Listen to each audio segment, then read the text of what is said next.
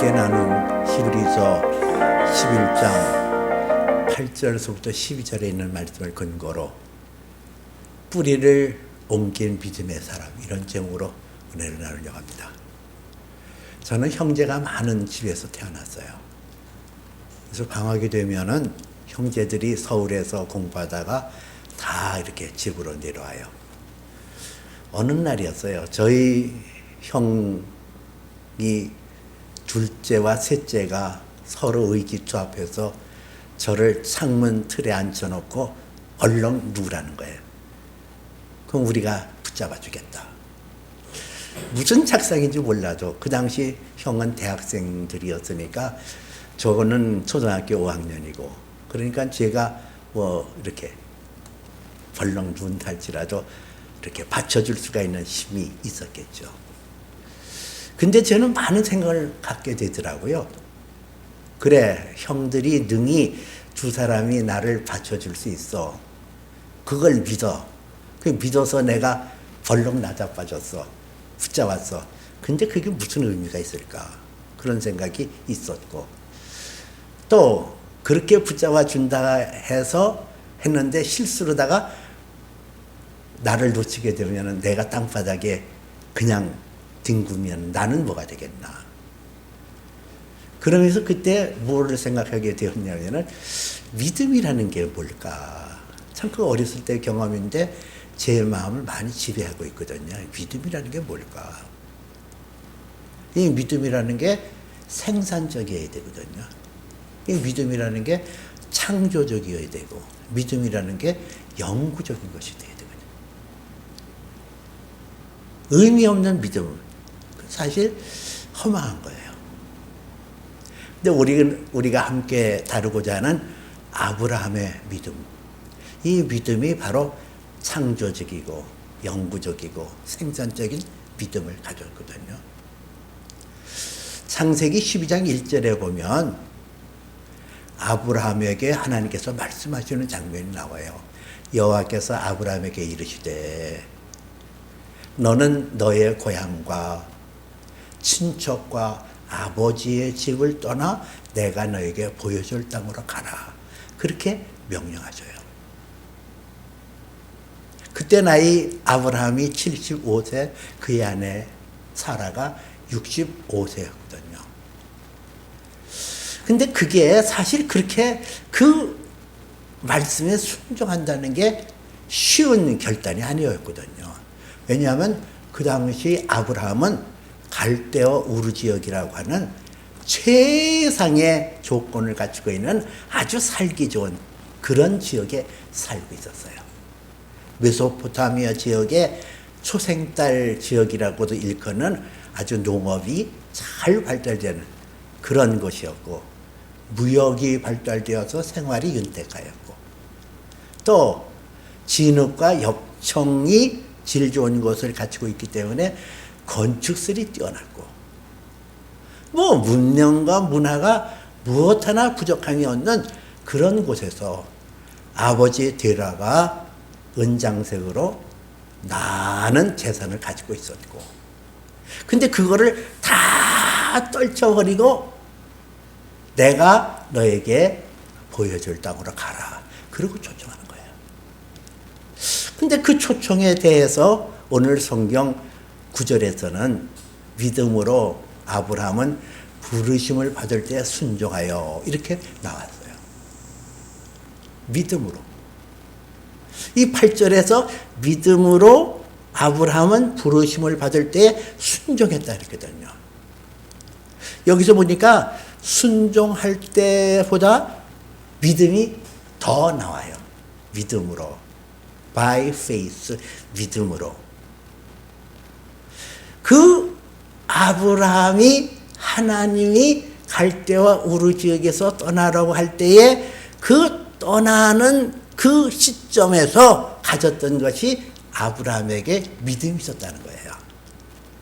그 믿음이 어떤 믿음이었길래 그 모든 것을 뒤로하고 모험적인 그 신앙의 길을 떠나게 됐을까? 그 믿음의 바탕을 알아야 되잖아요. 아브라함이 그 믿음을 가질 수 있었던 것은 하나예요. 우리가 예수 그리스도를 믿는 믿음으로 나온 것처럼 예수에 관한 복음이 우리에게 전파되어졌고 그 복음으로 우리가 우리의 행로를 주님 나라 향하여 떠난 것처럼 아브라함도 마찬가지였거든요. 아브라함에게 들려졌던 복음은 뭘까? 두 가지 사건이었거든요. 하나는 노아의 홍수 사건과 하나는 바벨탑 사건이에요. 노아의 홍수 사건은 그 아브라함의 10대 손이었던 10대 선조였던 셈이라는 사람은 누군지 알아요? 노아의 첫째 아들. 셈의 계보를 쫓아서 아브라함이 태어났거든요. 근데 이 셈이 언제 나이 390세 때에 아브라함이 그의 아버지 데라의 몸을 빌어서 이 세상에 태어났어요. 이 셈이 390세 때 아브라함에 태어났고 이 셈이라는 사람은 600세를 살았다고요. 그럼 아브라함이 태어나고선도 210년을 더 살았다는 거예요. 아브라함은 몇 세까지 살았냐? 175세까지 살았어요. 아브라함보다 더 많이 산 사람이 이 셈이라는 사람이에요. 그 셈이라는 사람이 98세 되던 해에 그 아버지 노아와 더불어 그 식구들이 노아의 홍수를 겪잖아요. 이건 대단한 충격적인 사건이었거든요. 얼마나 충격이었어요. 오랜 시간 사람들의 비난을 받아서 산꼭대기에서 방주를 짓는 것을 이 셈은 경험했고 그가 98세 되던 해에 비가 하늘에서부터 쏟아지는데 그 비가 보통 비가 아니었단 말이에요. 폭포수같이 위에서부터 비가 내려지고 땅에 물샘이 터져서 물이 막 솟구쳐 오르면서 사람들이 소리를 지르고 죽어가는 그 끔찍한 현장들. 짐승들이고 모두 생물이 있는 것들은 다 그 홍수에 휩쓸려 죽어가는 그때 그 사건. 그걸 잊을 수 있겠어요? 잊을 수가 없는 거예요. 그런 상황 속에서 이 셈이라는 사람이 뭐를 잊었겠어요? 이 노아의 홍수의 사건을 얘기했을 거예요. 여러분, 내 아버지가 방주를 짓고 우리가 그 방주를 지어서 홍수를 면했습니다. 죄악이 창궐한 그 시대 속에 하나님께서는 우리에게 방주를 예비하게 하셨고 그 방주에게 돌아오라고 수없이 외쳤지만 사람들은 회개치 않고 돌아오지 않았습니다. 그로 말미암아 많은 사람들이 물에 빠져 죽었습니다. 여러분들이 하나님 앞에 돌아오지 않으면 이 끔찍한 일을 당하고 말 겁니다. 그런 복음의 말씀을 전했거든요. 이게 복음이에요.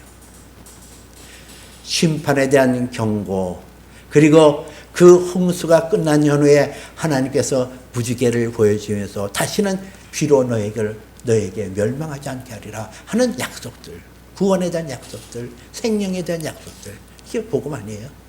심판과 생명.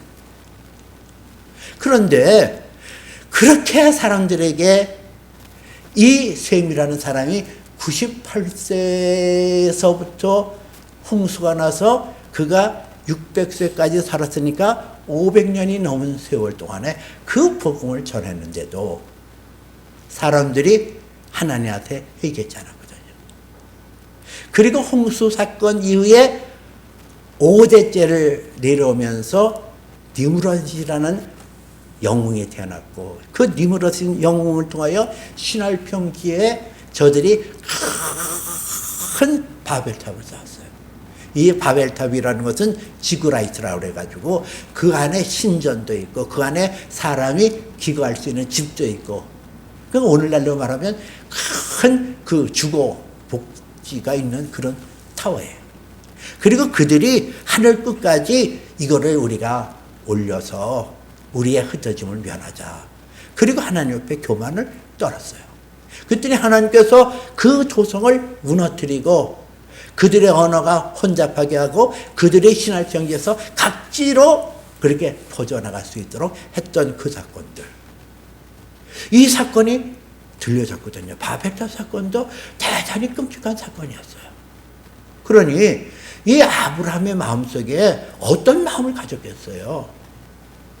하나님의 뜻에 순종하지 않으면 아무리 내가 살고 있는 이 갈대 우리 지역의 문명과 문화를 자랑하고 그것을 내가 안일하게 누린다 할지라도 죄악에 있어서 이것을 피할 길이 없다. 하나님의 진노를 피할 길이 없다. 그런 마음을 간직했을 거 아니에요. 그 복음이 그의 마음속에 들어왔으니까. 로마서 10장 17절에서는 믿음은 들음에서 나며 들음은 그리스도의 말씀으로 말미암는다는 말씀이거든요. 근데 여기서 들음이라는 것은 단순히 소리를 듣는다 그런 의미만은 얘기하고 있는 게 아니에요. 들음이라는 그 뜻의 원래 보변은 들음이라는 것은 이해하고 받아들였다는 거예요. 이해. 그 노아의 홍수와 바벨탑 사건이 아브라함에게 들려질 때 그 사건을 통해서 해석을 하고 그 사건이 교훈하는 것이 무엇인지를 정확히 알고 있었던 아브라함에게 하나님께서 말씀하시기를 떠나라 할 때 떠난 거예요. 그리고 창세기 12장 2절에서는 그 아브라함에게 하나님께서 말씀하시기를 이렇게 얘기해요. 너로 큰 민족을 이루고 내게 복을 주어 내 이름을 창대케 하리니 너는 복이 될지니라 그러거든요. 이 소망의 메시지를 하나님께서 주시는 거예요. 소망의 메시지. 이 복이라는 의미는 히브리서 원문에 보면 바라크라는 단어가 있고 베라카라는 단어를 썼거든요. 근데 이 창세기 12장에서 내가 네게 복을 주어 할 때는 바라크라는 단어를 썼어요. 근데 복을 주어 내 이름이 창대케 되리니 너는 복이 될지라 할 때에 그 복은 베라카라는 단어를 썼어요. 이 바라크라는 것은 수성적인 의미가 있거든요. 하나님께서 주시는 그 복을 받아들일 때는 바라크. 베라카라는 것은 내게 있는 것을 흘려보낼 때에 복은 베라카라는 단어를 썼어요.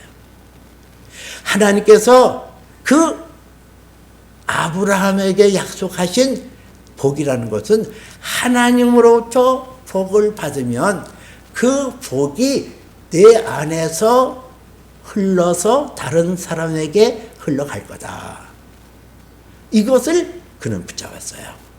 하나님 앞에서 하나님께서 나를 복되게 하신다. 하나님의 복이 내게 임한다. 그 복이 내 후손을 통해서 계속 전파될 것이다. 그 소망이 그의 마음속에 생긴 거예요. 오늘 성경 히브리서 11장 9절 한번 보세요. 9절에 보니까 믿음으로 아브라함은 이방인의 땅에 거하는 것 같이 약속의 땅에 거류하여 동일한 약속을 유업으로 함께 받은 이삭 및 야곱과 더불어 장막에 거하였으니 이렇게 나와요. 이게 뭘 말할까요? 그 아브라함의 뿌리는 어디에 두었다는 거예요? 하나님 나라에 두었다는 거예요. 그래서 그는 갈대아 우르지기에서는 터전이 언무브월 움직이지 않는 그런 주거에서 자랐는데 이제는 무브월 옮길 수 있는 텐트, 옮길 수 있는 장막에서 지냈다는 거예요. 그 장막에 지내게 되어졌던 그 이유는 하나님께서 오늘 10절에서는 이렇게 나오거든요. 하나님의 계획하시고 지으실 터가 있는 성을 바랐으며 그랬어요. 이는 하나님의 계획하시고 지으실 터가 있는 성을 바랐으며 그랬거든요. 자, 아브라함이 복음을 듣고 그 복음에 의해서 뿌리를 내린 게 어디라고요? 하나님 나라예요.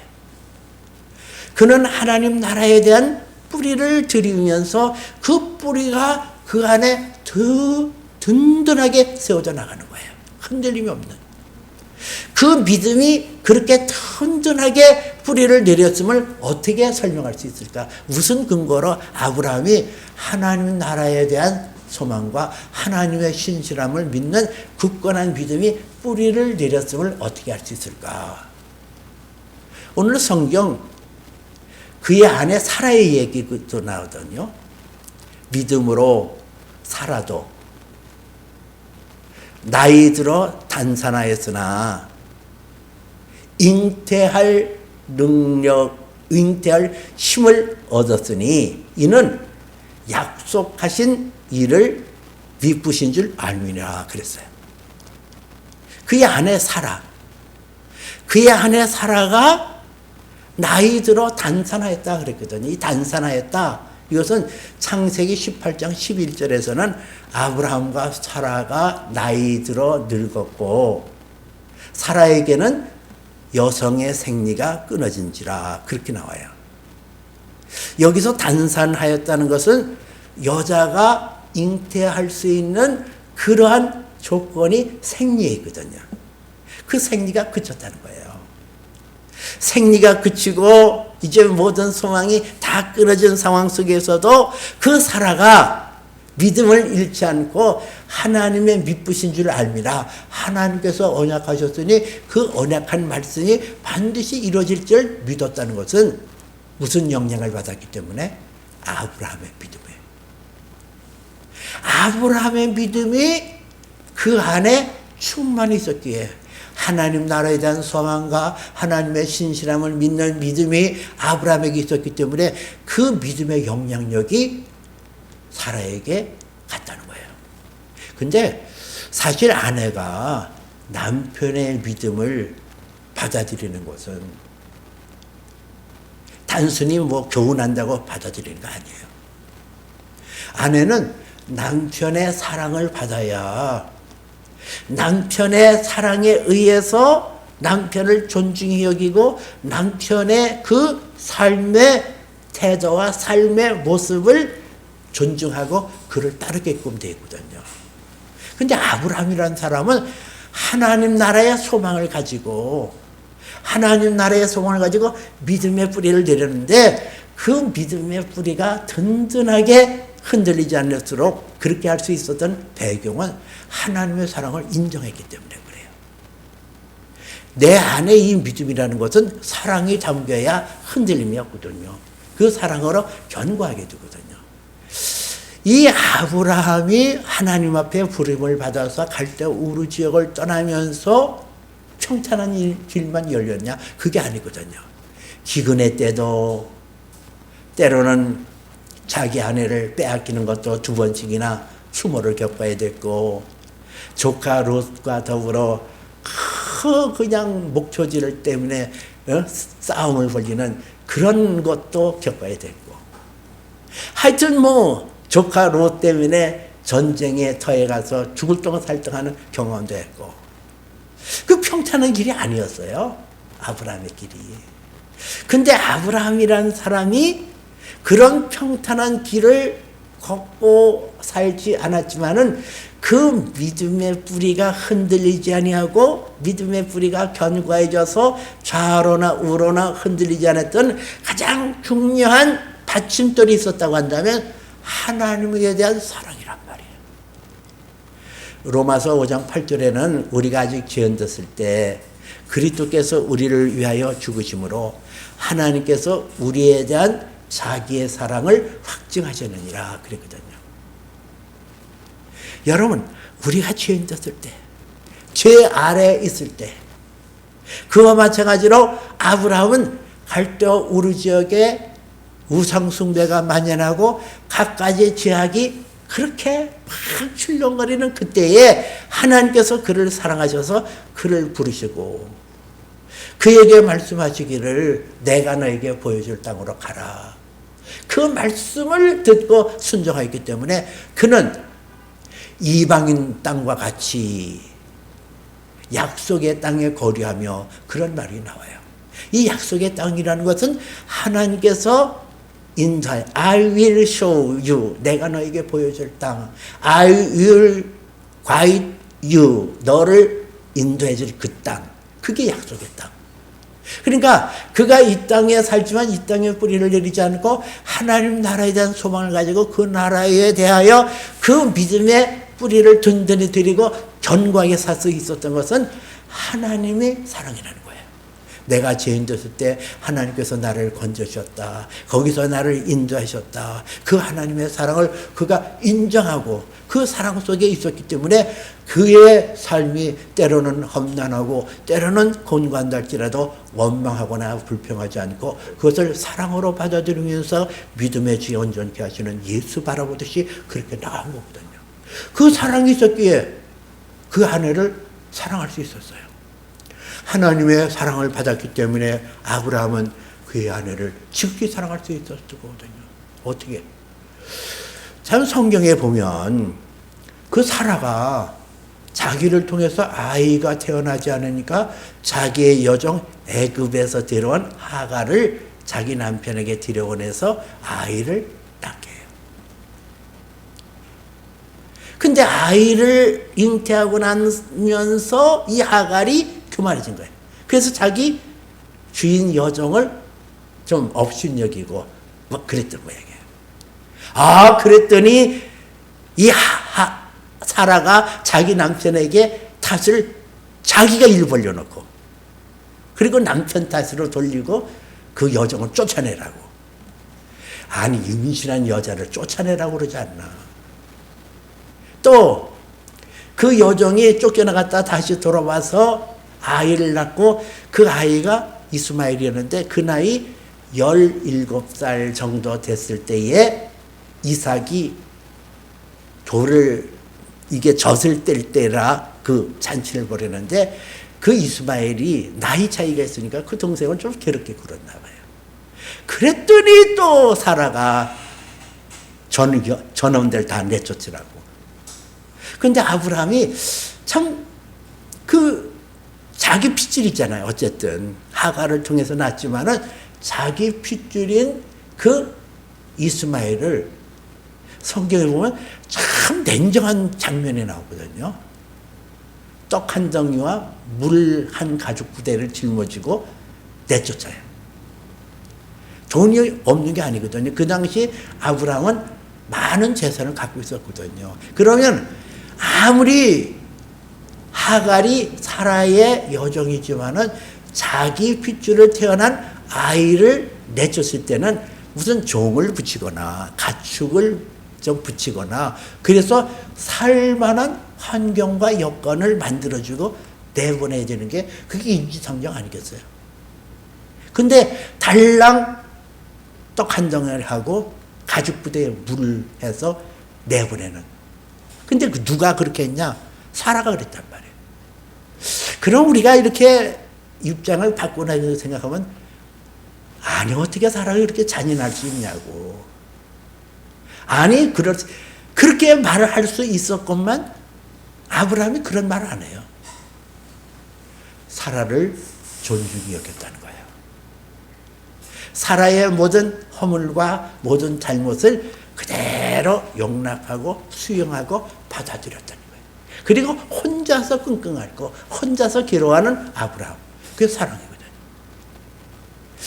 그 사랑이 그 안에 사라의 마음을 감정시켜요.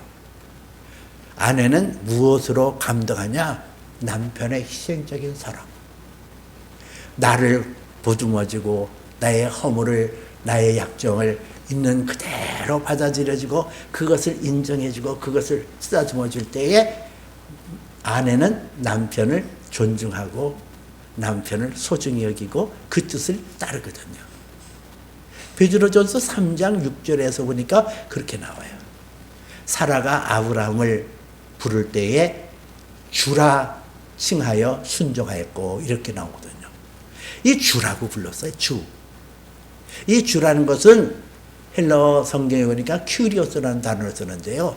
이 큐리오스라는 것은 임금, 나의 주인이라는 뜻이에요. 근데 이거는 아주 극존칭이거든요. 존경하는 대상. 당신에게 내 모든 것을 맡깁니다.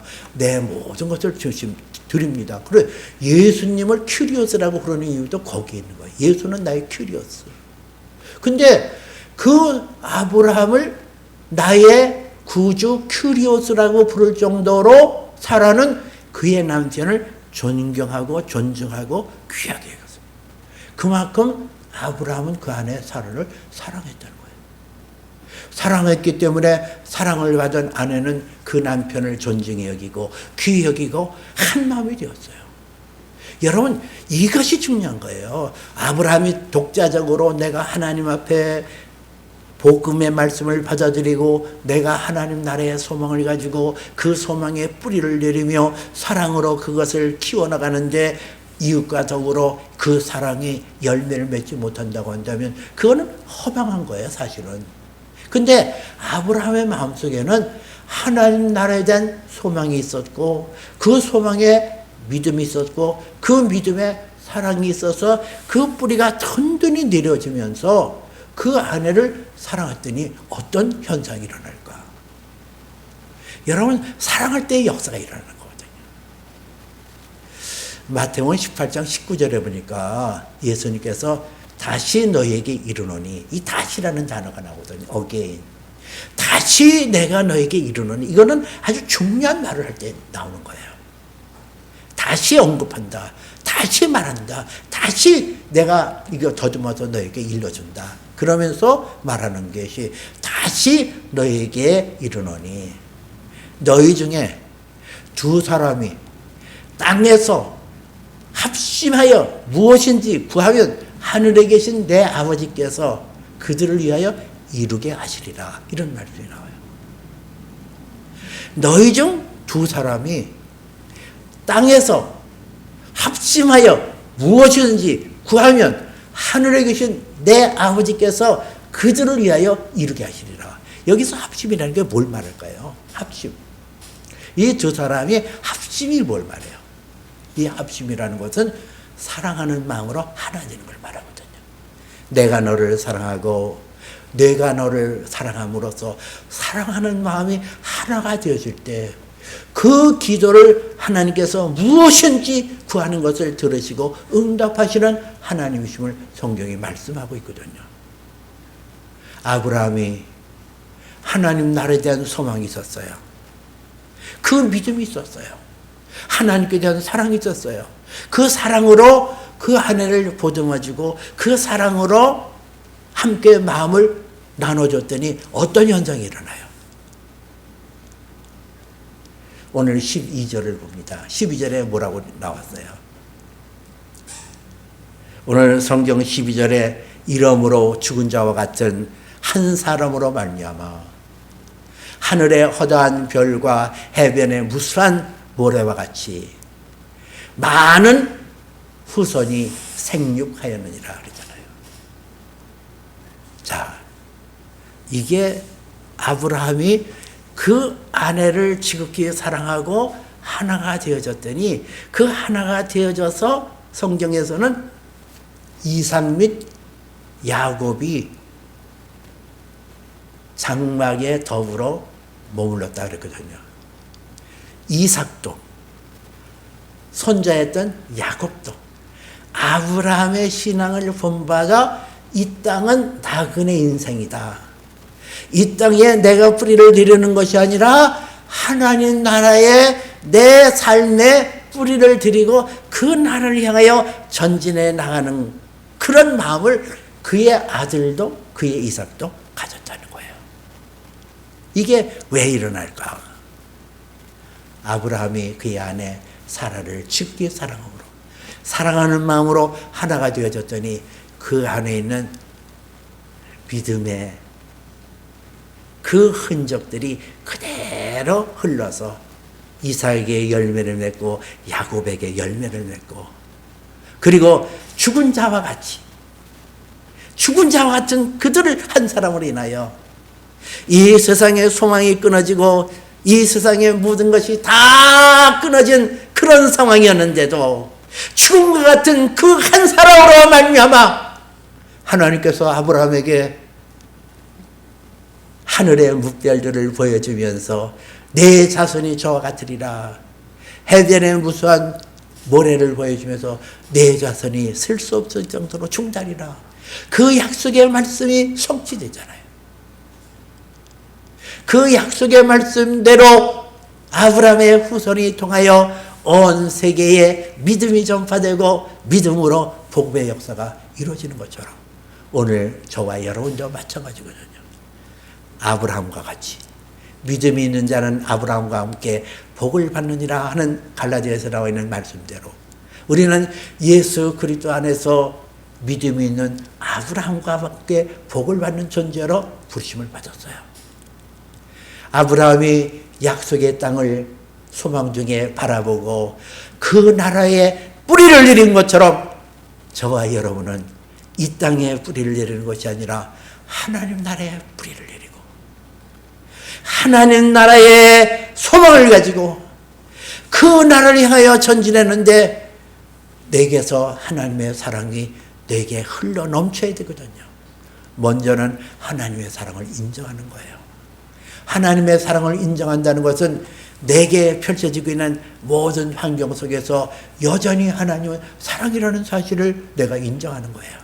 어둠도 가난도 낮춤도 권고도 어떤 것이라도 이것은 하나님의 사랑이라고, 이것은 나를 위하여 하나님께서 하늘에 속한 생명체로 만들기 위한 하나님의 사랑의 손길이라고 이 받아들이는 이것이 하늘의 소망을 주고 뿌리를 내리는 사람에 갖는 마땅한 태도이거든요. 이 하나님의 사랑을 내가 인정할 때 비로소 나는 이웃에게 사랑을 나눠줄 수 있어요. 내게 붙여진 모든 사람들은 다 사랑의 대상이거든요.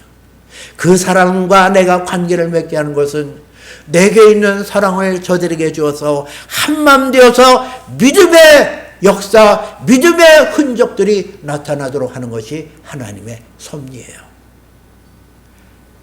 죽은 자와 같은 한 사람으로 말미암아 하늘의 허다한 별들과 해변의 무수한 모래와 같이 많은 후손이 생육하였느니라. 내가 우리 주 예수 그리스도 안에서 하나님 나라의 소망의 뿌리를 가지고 하나님 나라에 대한 그 믿음을 가지고 사랑의 그 관계를 맺을 때 아브라함뿐만 아니라 내게도 그런 역사가 일어나거든요.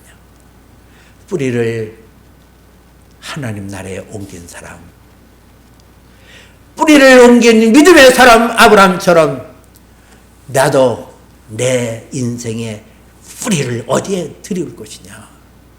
이 세상에 뿌리를 들이는 것이 아니라 영원한 하나님 나라에 뿌리를 들이고 믿음으로 승리하는 저와 여러분 되어주시기를 주님의 이름으로 축복해